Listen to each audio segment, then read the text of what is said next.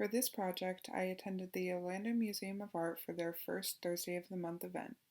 This included food trucks, live music, a great atmosphere, and altogether an amazing experience. There were paintings, sculptures, and photographs, and an entire exhibit dedicated to cultural awareness. The first painting that caught my eye was one created by Vidisha Bajpai. I first noticed the elephants, one of my favorite animals. She states in her artist statement, "My collection of paintings is an effort to bring this beautiful art form onto a big platform so that more people can get a chance to learn and appreciate it." This is a type of Indian folk art called Madhubani. Madhubani art is deeply rooted in 5,000 years of Indian heritage and brings to life so many facets of those long forgotten cultures. There is a hidden spiritual message in every Madhubani painting that connects with nature. It has been practiced in rural India since ancient times and is the most prolific form of art amongst women in rural towns. Bajpai also created this piece labeled Tree of Life. The Tree of Life is the base of many mythological, religious, and philosophical traditions. It is also often referred to as a sacred tree. She was also responsible for this painting labeled Ardhanavrishavara, which is a combination of words that literally mean half, woman, and Lord. When put together, it roughly translates to the Lord whose half is a woman.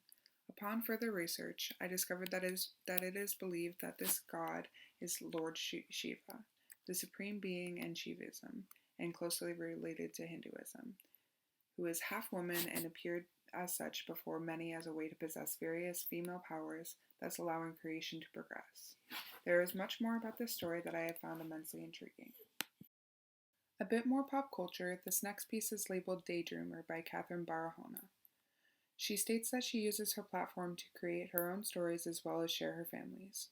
Making paths for Salvadorians in my shoes, I've made more strides since submerging and submitting to my dreams. I feel peace when I see her sleeping body engulfed in this calm, colorful clouds. This next piece is labeled Man, Spirit, Mask by Willie Cole. The center image of the collage is of an iron scorched in the paper. This was meant to be a reference to Cole's mother and grandmother, who both worked as domestic housekeepers. You can see the same pattern in the other two pictures. The first picture uses this as a pattern for the ritual scarification that is practiced in some traditional African cultures. The same shape becomes an African mask in the last panel.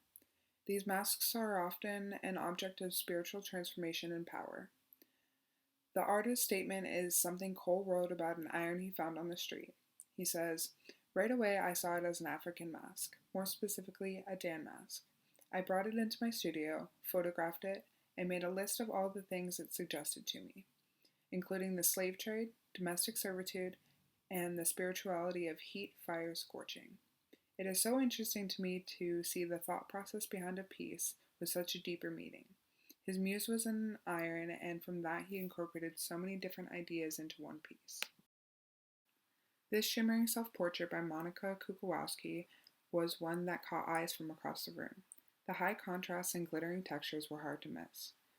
This artist developed this painting and many alike in hopes to speak to others through emotion by not only what they physically see, but by the contrast the portrait brings them to feel.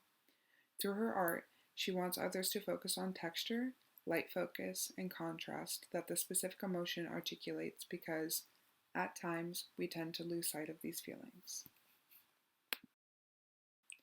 I wandered into a section of this art museum that displayed many unlabeled pieces with unknown artists. One of which was a depiction of an upsetting discriminatory situation. It shows the constant struggle that children can go through in the education system if they are labeled as different. This artistic photograph labels the names Rayshard Brooks, Breonna Taylor, Stephen Clark, Tanisha Anderson, Alton Sterling, Eric Garner, George Floyd, and more. These are all names of African Americans who lost their lives at the hands of police. This is a highly controversial piece in today's society, as police brutality is still an issue.